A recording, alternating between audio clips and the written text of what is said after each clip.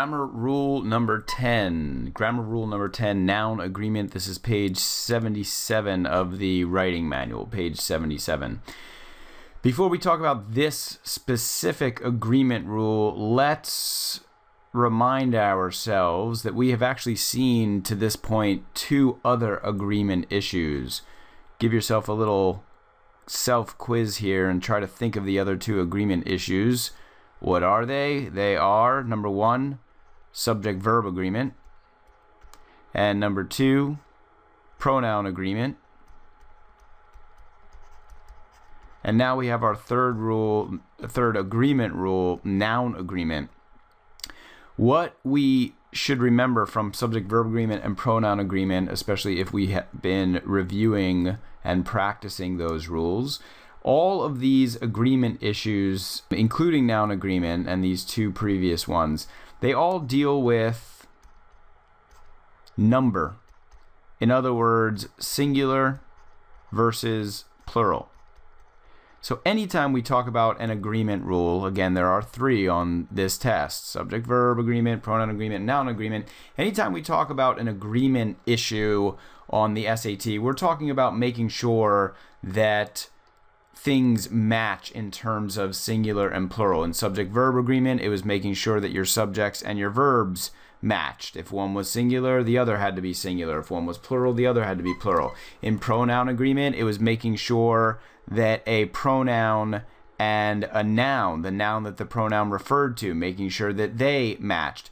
In noun agreement, it's making sure that 2 nouns match in terms of number, where if we have one noun and then another noun and they both refer to the same person or thing, or they both refer to each other, they have to match in number. I'm going to go ahead and highlight this little definitional statement here, or this little rule. If 2 nouns in a sentence refer to each other, they must agree in number. In example 1, we'll see this a little bit more concretely. Go ahead and read through number 1, pause the video if you would like, and try to figure out if there is an error here. So in example 1, we have many of the students who intern in Dr. Lambert's biochemistry laboratory choose to go on to become a researcher themselves. So what we have here is we have these students who later want to go on to become these people. However, the problem is that this student is plural, and this researcher is singular. Those 2 do not agree, and yet they refer to the same people. It is impossible for a bunch of students to become one researcher. Unless, of course, there's some kind of machine into which all the students get, and then they meld themselves together into one super researcher. These 2 nouns, which both refer to the same group of people, they do not agree. What we have to do is we have to change this second noun to match the first noun. These students are going to go on to become researchers. So now we have noun agreement. We have this noun and this noun having the same number, they agree. The tip-off clue for noun agreement, it should be pretty darn obvious. The tip-off clue is very simply underlined nouns.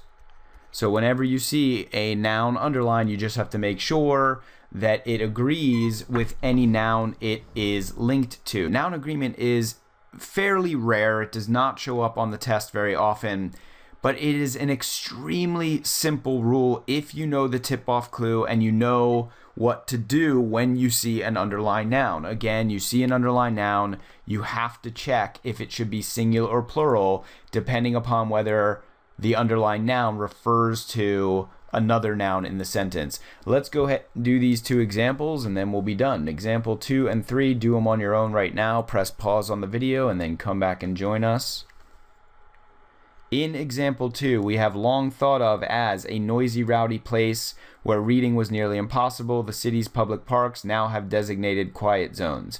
So here's our tip-off clue. We see an underlined noun.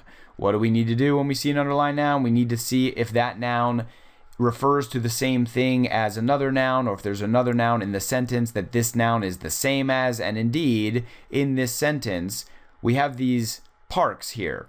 And this a noisy, rowdy place, this noun is the same as this noun parks, and yet this noun is plural and this noun is singular. Well, we have a lack of noun agreement here. We need to change this first noun to match this second noun. And actually, we don't have to get rid of that whole thing. Let me erase that guy. Sorry. All we need to do here is we need to get rid of the A and add an S to place. So now what we have is long thought of as noisy, rowdy places. The city's public parks now have designated quiet zones. Now we have noun agreement. The two nouns that refer to each other are both plural. In example 3, the people sitting behind me at the library would not keep their voice down. Well, unless all of these people shared the same voice, then this singular voice is not correct. We need voices. We have another noun here that is plural. This noun here and this noun and this pronoun, they both refer back to that plural noun. They both come from or link to that plural noun. We cannot have a singular noun voice here. We need a plural noun. That is it for noun agreement. Again, it's not a very common rule. Might show up once per test, maybe not at all per test.